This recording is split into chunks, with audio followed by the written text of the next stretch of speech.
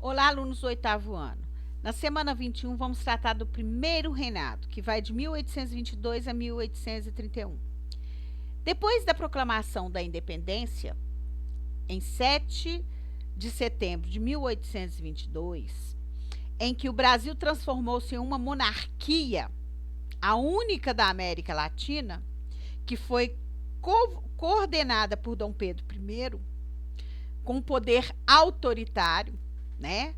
Sua política sendo centralizadora, ele não queria uma constituição aonde outras pessoas tivessem um poder. E aí ele vai organizar, né, um Estado Nacional baseado numa constituição onde ele organizasse. Primeiramente, ele instalou uma Assembleia Constituinte. Só que essa Assembleia queria limitar os poderes de Dom Pedro, e ele assim não queria. Então, ele decidiu cancelar a Assembleia Nacional Constituinte e, visando os interesses dele, ele resolve dissolver a Assembleia e outorga, ou o que quer dizer outorga? Ele impõe uma Constituição ao Brasil. Essa Constituição, ela é imposta ao Brasil no dia 25 de março de 1824. E ela vai ir, assim, diretamente sendo ligada à aristocracia rural, que era o poder máximo naquela época dentro do Brasil, abaixo, obviamente, de Dom Pedro I. Quais eram as principais características dessa Constituição de 1824? Ela queria a monarquia constitucional hereditária, passando de pai para filho. Ela queria a votação censitária, quer dizer, só votaria quem tinha dinheiro. E as eleições seriam indiretas. Quem escolheria é quem estivesse no poder. Teria o chamado padroado. O que é o padroado? É a subordinação da igreja ao Estado. O imperador era considerado figura sagrada, inviolável. A forma de governo, como eu já falei, ela era monarquia.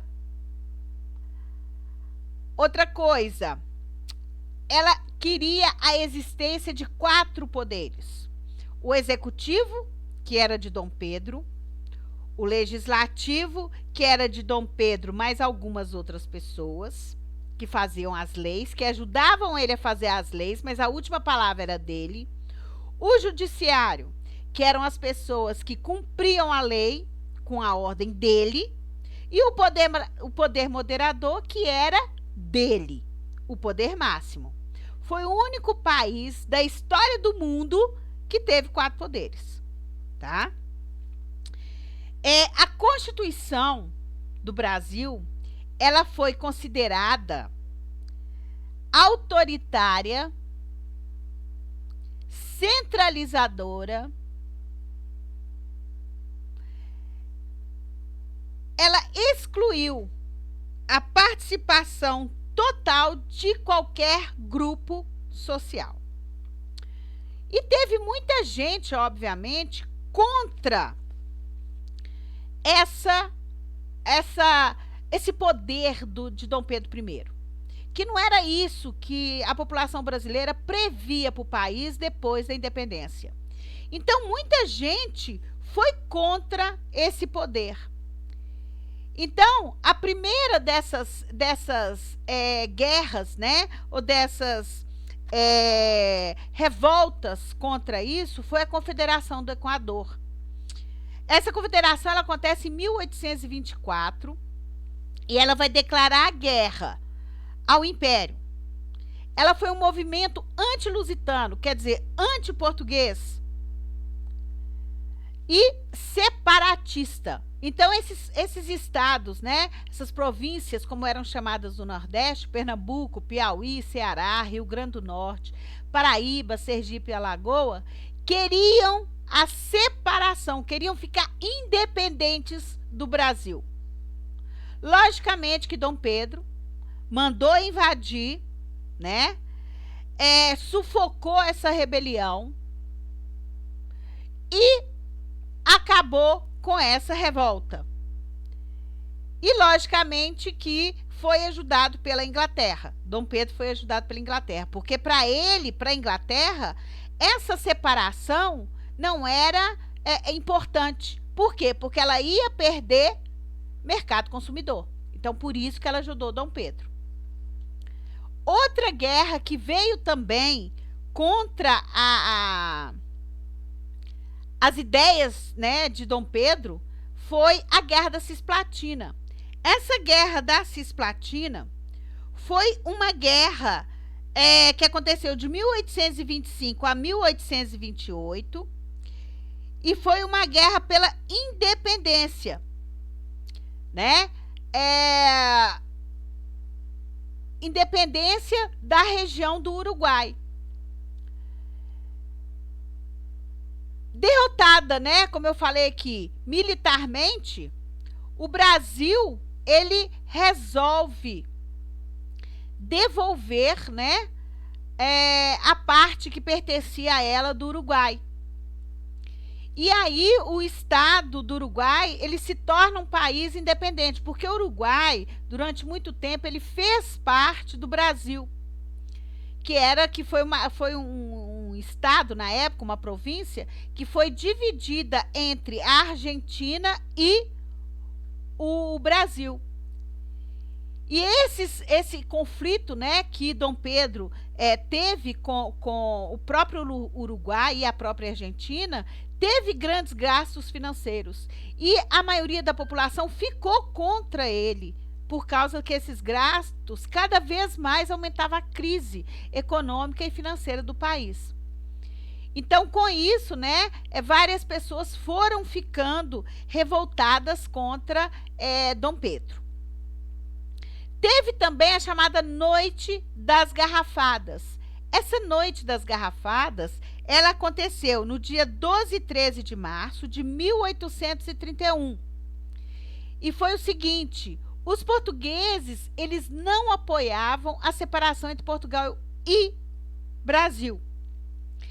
E aconteceu justamente porque Dom Pedro, ele tinha ido até a província de Minas Gerais para chamar pessoas para apoiar ele nesse processo de decisão, de querer a autonomia, de querer ficar como monarca, e a maioria da população não aceitava, porque o Brasil continuava do mesmo jeito, sobre o domínio de uma única pessoa. Então aí, quando Dom João voltou para o Rio de Janeiro, os portugueses resolveram organizar uma festa para Dom Pedro.